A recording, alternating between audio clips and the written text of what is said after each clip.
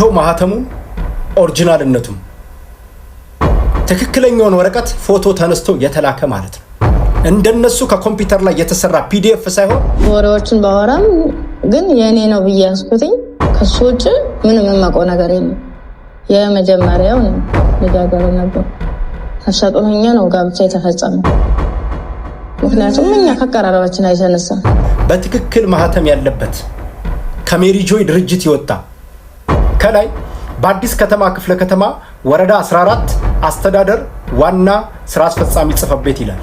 ብዙ ሸታሞች ሲበዙ እውነት እየጠፋች ትሄዳለች። ለምን እነዛ ለእውነት የቆሙ ሰዎች ወጥተው እንዳይናገሩ እናረጋቸዋለን። ይሄ ምንጣፍ 4 ማዕዘን ነው ብትሉ እውነቱን አውቃለሁ። ክብ ነው፣ የሚታይ ነው፣ በደንብ ግልጽ ነው። ግን ሁለታችሁም ከሆናችሁ ግን እኔ ብቻዬን ብል ምናልባት ላልሰማ እችላለሁ፣ ተቀባይነት ላላገኝ እችላለሁ፣ በእናንተ እይታ ውስጥ ደግሞ ልክ ላልሆን እችላለሁ ብሎ ከመቆጠብ ነው ሰዎች እውነት እንደፍሮ መናገር የሚያቆሙት። እኔ ከጀግኖች ብሔረሰብ ነው የተወለድኩት።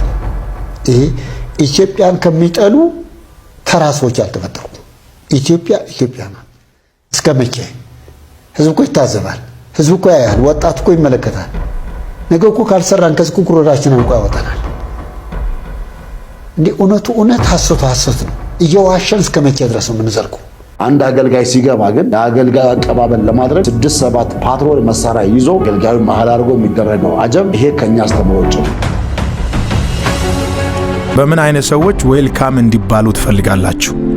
አንድ አገልጋይ ወደ አንድ ከተማ ሲገባ 7 እና 8 ፓትሮል ለምን ያስፈልጋሉ የሚል ጥያቄ የምታነሱ ሰዎች በባጃጅ ታጅቦ እንዲገባ ነው የምትፈልጉት? ይህ የኛ ህይወት ነው። መጽሐፍ ሲናገር ከሰማይ ከወረደው በቀር ወደ ሰማይ የወጣ የለም ይላል። ዛሬ የወጣ ነው ሰላም ለምድራችን ለመስበክ ነው። ወደ በጋሻው ጎዳና ነው ቤቴ ጎዳና ነው።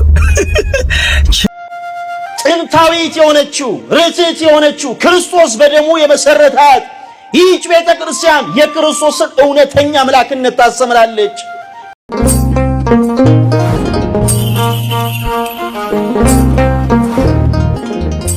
ሰላም የተከበራችሁ ክቡራትና ክቡራን የልብ አምላክ ሚዲያ ቤተሰቦች፣ በዓለም ላይ ያላችሁ ኦርቶዶክሳውያን ሰላም እግዚአብሔር በያላችሁበት የዓለም ክፍል ይሁን። ዛሬ ወደ እናንተ ደግሞ ከሰሞኑ መነጋገሪያ የሆነው የተማሪ ብርቱካን የብዙዎችን ልብ የሰበረው ታሪክ እንደቀጠለ ነው። በዛሬ አዳር በኢቢሲ ቴሌቪዥን ተሰርቶ የተለቀቀው ዶክመንተሪ ፊልም እውነታውንና ውሸቱም የተረጋገጠበት መረጃውን አጠቃለን ይዘን መተናል። የምንመለከተው ነው የሚሆነው። እዩ ጩፋና የወንጌል አማኞች ግብ ውስጥ ገብተዋል። በዚህ ደግሞ መግለጫ ሰጥተዋል። ይህንንም የምንመለከት ነው የሚሆነው። ሌላው የበጋሻው የጎዳና ስብከት እየተስፋፋ ይመጣል የሚል መልእክቶችን እያስተላለፈ ነው የሚገኘው። ይህንንም አጠናቅረን ይዘነዋል። በኢትዮጵያ ኦርቶዶክስ ተዋሕዶ ቤተክርስቲያን ውስጥ የሚጻፍጡ ትምህርቶችንም ባንድ አጠናቅረን ወደ እናንተ ይዘን መተናል። እስከ መጨረሻው ድረስ አብራችሁን ቆዩ፣ የትም እንዳትሄዱ። ለዚህ ቻናል አዲስ የሆናችሁ ቻናሉን ሰብስክራይብ እና ቪዲዮን ላይክ ማድረግ አትርሱ። እስከ መጨረሻው ድረስ አብረን ቆይ። ወደ መጀመሪያው ቪዲዮ ስወስዳችሁ ተማሪ ብርቱካን ባለቤት የሆነው ስማቸው ሹመት ከጋብቻ አንስቶ እስከተናገረው ታሪክ ድረስ በጎጃም ምድር በባህላዊ መንገድ እንደተጋቡ ተጋብተው ደግሞ ወደ አዲስ አበባ ከተወሰነ ጊዜ በኋላ እንደሄዱ እሱ የባንክ ሰራተኛ እንደሆነ ተናግሯል። ብዙ ወሬዎችን ባወራም ግን የኔ ነው ብያስኩትኝ ከሱ ውጭ ምንም የማውቀው ነገር የለም። የመጀመሪያው ነው ልጃገረ ነበር አሻጦኛ ነው ጋብቻ የተፈጸመው። ምክንያቱም እኛ ከቀራራባችን አይሰነሳም እና አባቶቻችን ባሉበት በሀገራችን ባህል ወግ መሰረት እዛ ታድረን እዛ ተጋብተን የተወሰነ እዛ ቆይተን ተመልሰን ድጋሚ መጣን ወደ አዲስ አበባና አዲስ አበባ ስመጣ የተከራይተን መኖር ጀመረ።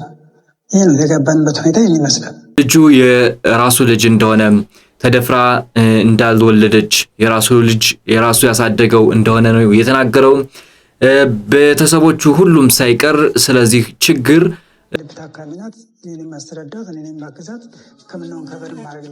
ፍጹም ሐሰት የሆነ መልእክት እንዳስተላለፈች እንዲሁም በምን ሰዓት ወጣ በምን ሰዓት እንደተናገረችው ሁሉ እስካላወቀ ድረስ ነው በቪዲዮ ላይ የተናገረው። የሱ ዘመድ የሆነች ደግሞ በእውነቱ አለች ስለ ሉላ አዝናለሁ፣ ነገሩ እውነት መስሏት እንደዚያ ስትናገር እጅግ በጣም አዝኛለሁ፣ እኔ ሁሉ አልቅሻለሁ የሚል ንግግሮች ተነጋግራለች።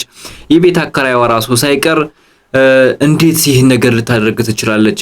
ተሰጥቶ የነበረው ቢጃማ ጠዋት ላይ አይቼው ነበረ፣ ምን ሰዓት ሄዳ እንደተቀረጸች ሁሉ ግራ ገብቶኛል የሚል እንደዚህ ተጎታ ብሎ ውስጡ እያዘነ እያለቀሰ ነው። ሉላ አቅፋት ስታለቅስ ማለት ለሉላ አልቅሻለሁ ለልጅ ሳሰነ እውነት መስራት እንደዚያ በመሆኗ ለሷ እህቷ ደግሞ ከሐዋሳ ዩኒቨርሲቲ በአካውንቲንግ ዲፓርትመንት እንድትማር ዩኒቨርሲቲውን ለምኜ በኤክስቴንሽን ፕሮግራም እንድትማር አድርጌ ያስመዘገብኳት እኔ ነኝ እንጂ ደምቢዶሎ ዩኒቨርሲቲ አታውቀውም ስትል እህት ባይዋ ተናግራለች ማለት ነው።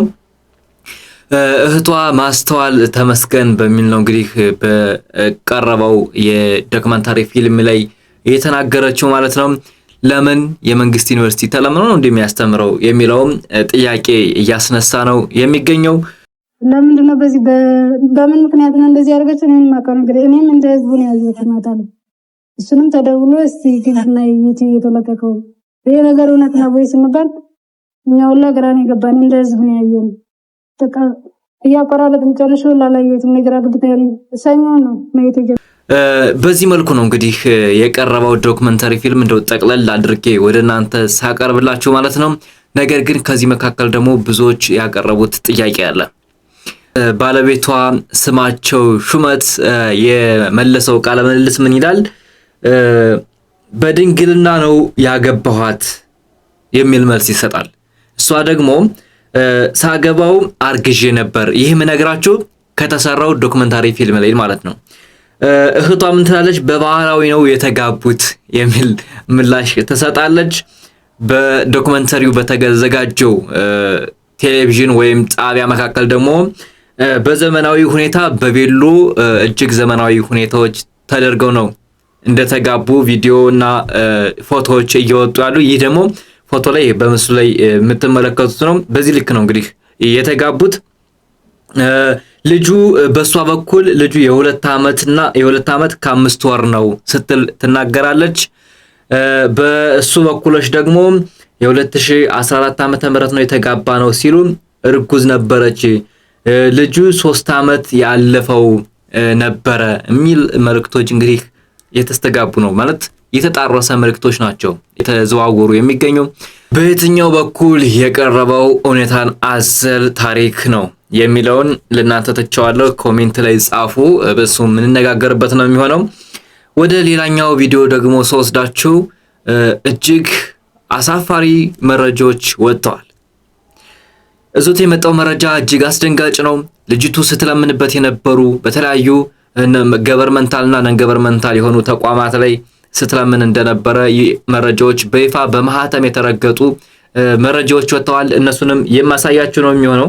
መልከቱ አይናችሁን ጨፍኑና ላሞኛችሁ ካልሆነ በስተቀር ይሄ ፎቶና ይሄ ፎቶ በምንም መልኩ ሊገናኙ አይችሉም። አግብታለች ባለትዳር ነች ተብሎ የሙሽራ ፎቶ የሚያሳዩን ያለው እቺ ልጅ ጥርሷ ድርድር ያለና ምናልባት በቀለም ልትቀራረባት ትችላለች እንጂ ብርቱካን ያልሆነች ሌላ ሴት ናት። ብርቱካንን ደግሞ በዚህ ጋር ብናየው የጥርስ አቀማመጣቸው ለየቅል የሆነ የተለያዩ ሴቶችና የተለያዩ ሰዎች ናቸው። ከዛ በመቀጠል ደግሞ ብርቱካን በተለያዩ ተቋማት ላይ ተቸግራ መከሯን እያየች እየሄደች በየቢሮዎቹ ይሰጧት የነበሩትን ዶክመንቶች ኦሪጂናል ዶክመንቶች እጄ ላይ ገብተዋልና እነሱን አንድ ባንድ አሳያችኋለሁ። በዚህ በኩል ላይ የምታዩት ሜሪ ጆይ የተባለው ድርጅት የጻፈላት ወረቀት ነው። በደንብ ተከታተሉት፣ አንብቡት። ይኸው ማህተሙን ኦሪጂናልነቱም ትክክለኛውን ወረቀት ፎቶ ተነስቶ የተላከ ማለት ነው።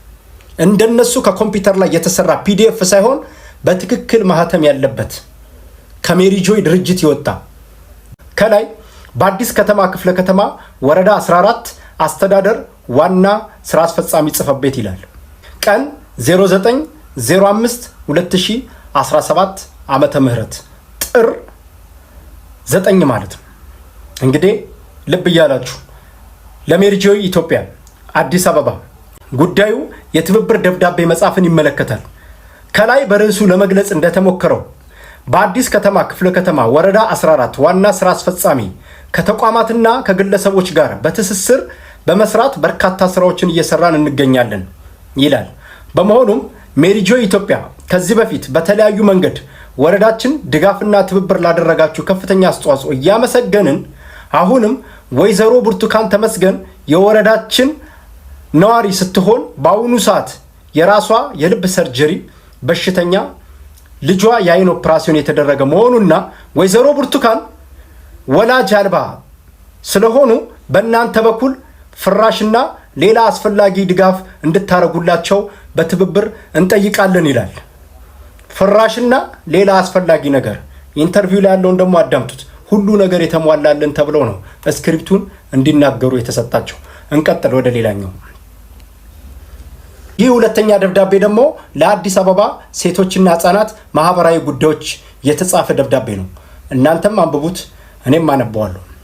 በአዲስ ከተማ ክፍለ ከተማ ወረዳ 14 ቀን 20/03/2017 ዓ.ም ይላል። ህዳር 20 ማለት ነው። ለአዲስ ከተማ ክፍለ ከተማ ሴቶችና ህጻናት ማህበራዊ ጉዳይ ጽህፈት ቤት አዲስ አበባ ጉዳዩ ድጋፍ እንዲደረግላት መጠየቅን ይመለከታል።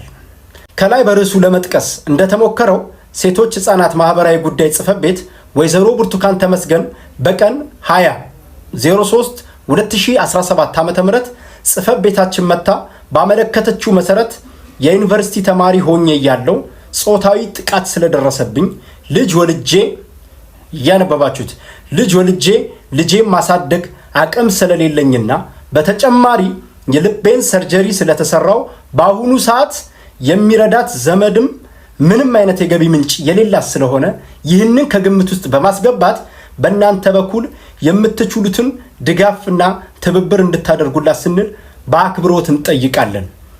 ይህንን ይዛችሁ ዶክመንተሪው ጋር ሂዱ። እዚህ ጋር በትክክል የአዲስ አበባ ሴቶችና ህጻናት ጉዳዮች ጽህፈት ቤት በማህተም የተረጋገጠ ወረቀት የሰጣት ተደፍራ እንደወለደችና ቤተሰብና ረዳት እንደሌላትና ድጋፍ እንደሚያስፈልጋት ህዳር ላይ የተጻፈ ደብዳቤ ነው።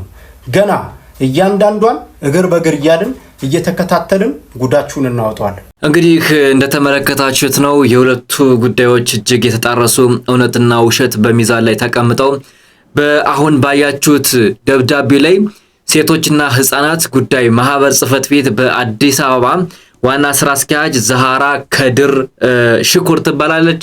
ደብዳቤውን ከማህተም ጋር አያይዛ ለእርዳታ እንድትወጣ እንዲሁም የተለያዩ አካላት እርዳታ እንዲያደርጉላት ያደረገች ሴትዮ ናት። ይህ እውነታው ሲወጣ ማለት ነው። በአዲስ ክፍለ ከተማ በኩሎች ደግሞ ፍርናሽና የተለያዩ ማቴሪያሎች ለዚች ልጅ እርዳታ እንዲደረግላት ከዩኒቨርሲቲ መጣ በዩኒቨርሲቲ ውስጥ ተደፍራ እያለች አሁን ደግሞ የተለያዩ ችግሮች ደርሰውባት እያለ ስለሆነ የተለያዩ ነገሮች እንድታግዟት በሚል ደግሞ ደረጀ አቃሊ የተባለ ጥር 9 ቀን 2017 ዓ.ም በማህተም ረግጦ ሰጥቷት ልጅቷ ፍለጋ ወይም እርዳታ እየጠየቀች ባለችበት ወቅት ነገር ግን ያለፈላት ሀብታሞች ቤታቸው ምንም እንዳልጎደለ ተደርገው ዶክመንተሪ ፊልሙ ተሰርቶ ወጥቷል ማለት ነው። ይህ በእንዲህ እንደቀጠለ ግን እውነታው ከየት ነው የሚለው ነገር እናንተም ስለምታውቁት ያው ኮሜንት ላይ አስቀምጡልን ነው። ኢቢኤስ ቴሌቪዥን ደግሞ እውነታውን ተደብቆ አይቀርም አንድ ቀን ይወጣል ሲል የተናገሩት መልእክቶች አሉ። ቀንጨብ አድርጌ ላሰማችሁ። ሀብታሞች ሲበዙ እውነት እየጠፋች ትሄዳለች። ለምን እነዛ ለእውነት የቆሙ ሰዎች ወጥተው እንዳይናገሩ እናረጋቸዋለን። ይሄ መሬት አለ እንበል፣ እዚህ የተቀመጥንበት ምንጣፍ ደግሞ አለ። ይሄ ምንጣፍ ክብ ነው አይደል? ሁላችንም የምንስማማበት ነው። መቅዲና ዳኒ አላችሁ እዚህ ጋር ተቀምጣችሁ አይ ይሄ ምንጣፍ ክብ ነው፣ ይሄ ምንጣፍ 4 ማዕዘን ነው ብትሉኝ እውነቱን አውቃለሁ። ክብ ነው፣ የሚታይ ነው፣ በደንብ ግልጽ ነው። ግን ሁለታችሁም ከሆናችሁ ግን እኔ ብቻ የምል ምናልባት ላልሰማ እችላለሁ፣ ተቀባይነት ላላገኝ እችላለሁ፣ በእናንተ እይታ ውስጥ ደግሞ ልክ ላልሆን እችላለሁ ብሎ ከመቆጠብ ነው ሰዎች እውነትን ደፍሮ መናገር የሚያቆሙት። በእውነት ውስጥ ዋጋ መክፈል ሊኖር ይችላል።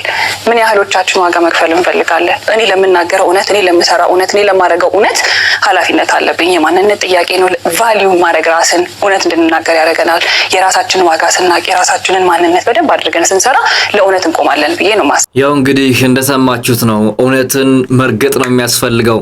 አሁን በኢትዮጵያ ውስጥ ሰፍኖ ያለው አመራርም ሆነ በኢትዮጵያ ላይ ተዘርቶ ያለው የሰይጣን ማዕት እውነት እየተረገጠች ነው የሚገኘው። ከዚህ በመቀጠል ደግሞ አባታችንም የተናገሩት መልእክት አለ። እሳቸው ላሰማችሁ። እኔ ማንንም አያሸንፈኝም፣ እግዚአብሔር ግን ያሸንፈኛል። እኔ ከጀግኖች ብሔረሰብ ነው የተወለድኩት። ይሄ ኢትዮጵያን ከሚጠሉ ተራ ሰዎች አልተፈጠሩም። ኢትዮጵያ ኢትዮጵያ ናት። እስከ መቼ? ህዝብ እኮ ይታዘባል፣ ህዝብ እኮ ያያል፣ ወጣቱ እኮ ይመለከታል። ነገ እኮ ካልሰራን ከዚህ ኩኩሮዳችን አንቆ ያወጣናል። እንዴ እውነቱ እውነት፣ ሐሰቱ ሐሰት ነው። እየዋሸን እስከ መቼ ድረስ ነው የምንዘልቀው? አስመስሎ ለማውራት እስከ መቼ ነው የምንዘልቀው? የሃይማኖት አባቶች ሆኑ የሃይማኖት ሰላዮች ሆኑ መስራት አይችሉም። አብዛኞች እንግዲህ እንደሰማችሁት ለእውነት እንሩጥ ነው። ሌላ ምንም መልእክት የለውም። ለእውነት እንውጣ፣ እውነተው ይውጣ፣ ሐሰትን ይዳፈን፣ ሀገራችን ሰላም ይሁን የሚል መልእክት ነው ያስተላለፉት ያሉ እዩ ጩፋ በሐዋሳ ተገኝቶ ያስተላለፈውን መልእክት ሰምታችኋል። እንግዲህ በዚህ ደግሞ የወንጌል አማኞች መግለጫ አውጥተዋል። ከዚህ ጋር ተያይዞ ደግሞ እዩ ጩፋ ምላሽ ሰጥቷል። ምላሹ ምን ይመስላል ላሰማችሁ። ይህን እያደረገ ያለው እንግዲህ በሐዋሳ በተደረገው ድርጊት ነው።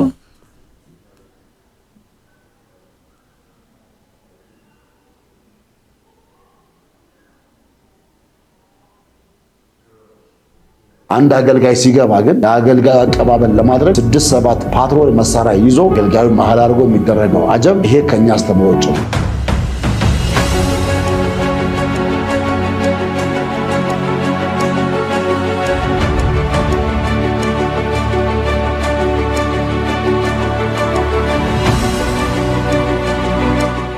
መታገድ ያለባቸው ካሉ ይታገዳሉ። በፍጹም ይሄን ኮምፕሮማይዝ አናደርግም።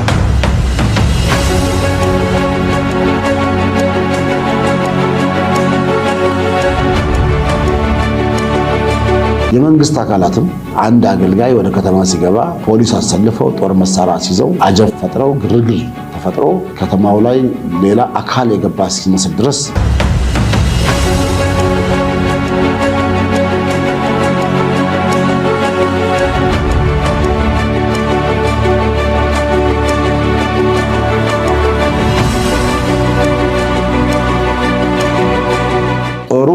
የመንግስት ነው፣ ሰራዊቱ የመንግስት ነው እና ከተማው ላይ የሚፈጠሩ ግርግሮች ተገቢ እሱ ላይ ካውንስሉ እርምጃ ወስዷል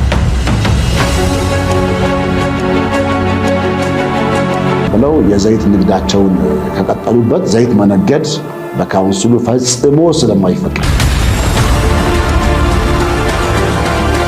በምን አይነት ሰዎች ዌልካም እንዲባሉ ትፈልጋላችሁ?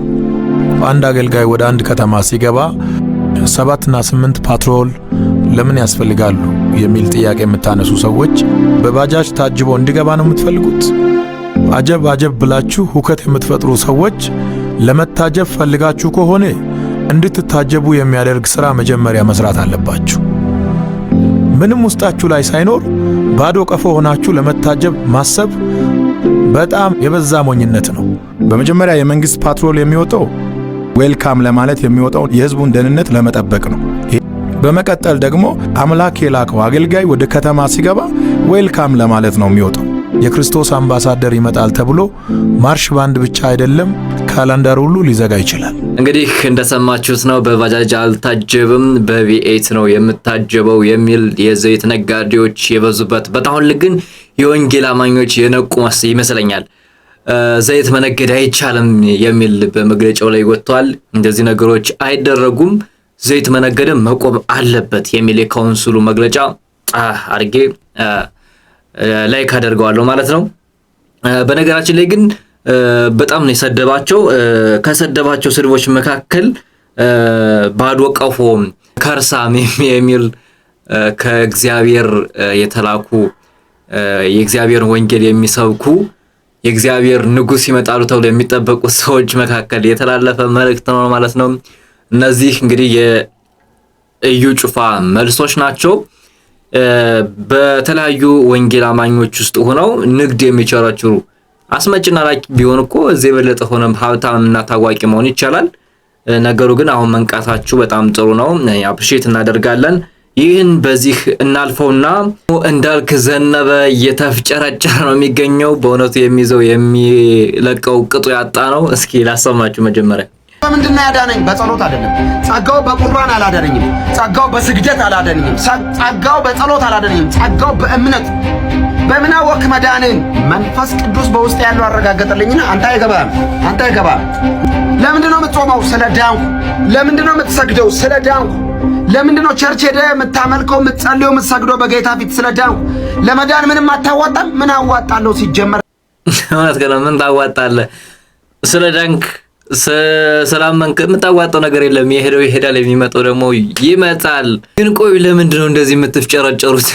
የሚያፍጨረጨራችሁ ነገር ምንድነው? በጸጋው አመኛለሁ፣ በስግደቱ አመኛለሁ፣ በስጋው ደግሞ አላምንም ምናምን። ይሄ ምን አመጣው? ይሄ እንደዚህ ያለው ተፍጨርጫሪዎች ተፍጨርጨሩ። ከዛው ግን በጋሻውን ደግሞ ላሰማችሁ የቤተ ክርስቲያኗን ውበት የተለያዩ ነገሮች ሲናገር የነበረ ሰውዬ ጎዳና ላይ የሚገኘው አላጩን የሚተፋው ፓስተር ደግሞ ከቤተ ክርስቲያን የወጣውን ደግሞ በዚህ መልኩ ላሰማችሁ። ሕይወት ነው። እሳት ሲናገር ከሰማይ ከወረደው በቀር ወደ ሰማይ የወጣ የለም ይላል። ከሰማይ የወረደው ከድንግል የተወለደው በስጋና በደም የተካፈለው ዛሬ የወጣ ነው። ሰላም ለምድራችን ለመስበክ ነው። ወደ በጋሻው ጎዳና ነው ቤቴ ጎዳና ነው ችግር ጎረ በየአስፋልቱ በየጎዳናው ስትሽከረከር በኮሪደር ልማት እንዳያፈርሱ።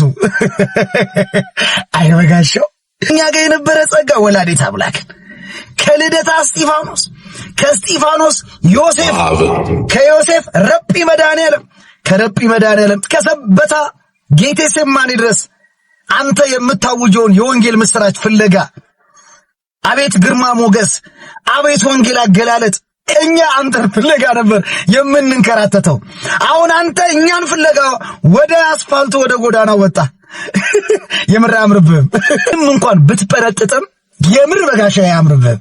አሁን ነው የሚደብረው። ሌላው ነገር በጋሻው ልንገርህ፣ አንተ ጎዳና መውጣትን ተመልክተው እነዚህ ተንኮለኛ እጅግ ክፉ የሆኑ መሰሪ የኦርቶዶክስ ተዋሕዶ ቤተክርስቲያን ትንታግ ልጆች አንተን ከአዳራሽ መውጣት አይተው ተመልክተው ይሄውልህ ነፍሳትን ነጥቀው ከበጋሻው አዳራሽ ነፍሳት እየነጠቁ ነው። እነዚህ ጨካኞች ክፉዎች እግር ወጣ ሲል ይሄው ነጥቀው አምጥተው ከአብራከ መንፈስ ቅዱስ ከማዕከለ ዮርዳኖስ ልጅነት እንዲያገኝ አድርገውታል።